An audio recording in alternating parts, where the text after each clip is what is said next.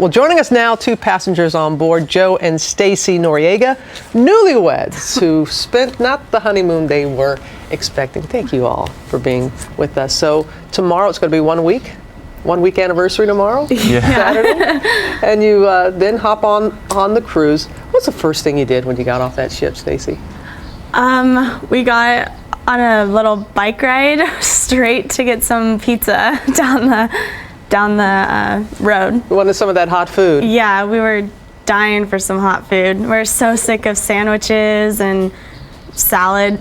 We're ready for something different. We heard that no spam for you guys either? We didn't see any on the ship at all. We just had a lot of cold meats and veggies. Yeah. So tell us, Joe, let's go back to when this first happened, when the ship was disabled on Monday. Was there panic? Did you all know what was going on?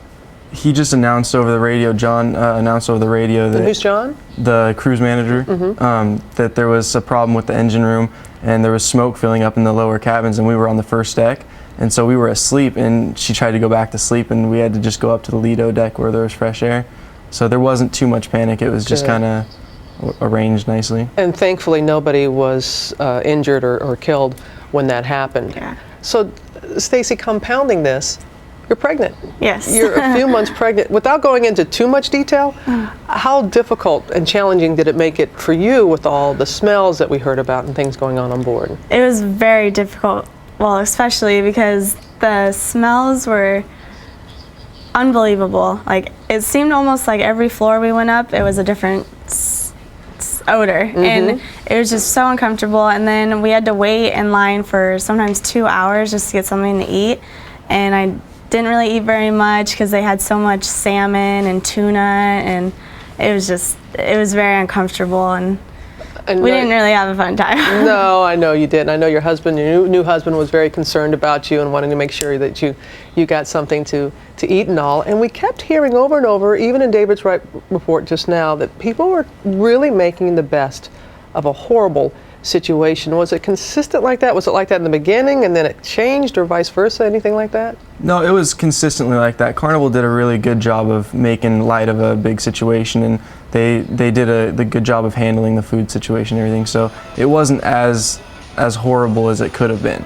But everybody was in good moods and everybody was happy that nothing worse happened. What was the most difficult part for you, Joe?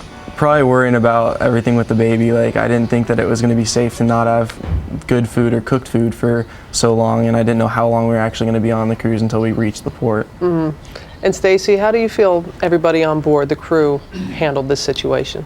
The crew was actually really great about everything. They were trying to keep really good spirits, and they were laughing and having fun, like trying to make it to where it wasn't a big crisis like it may have seemed on land. We were not without anything. The only thing is we didn't get like room service. Oh, well, and you're on your honeymoon. That's the least that they could do for you. We heard in David's report that Carnival, they're stepping up, and they feel horrible about this, of course, and they're offering full refunds and another trip on a Carnival cruise. You going to take them up on it? Probably not anytime soon. Yeah, it'll probably be a couple years at least before we get on a boat again. Yeah, we're enjoying the land right now and the warm showers. Well, good. Well, we hope that you enjoyed New York and that it's a do-over for your honeymoon here. Yeah. All the best to you, Joe and Stacey. Thanks very much. Thank you very much.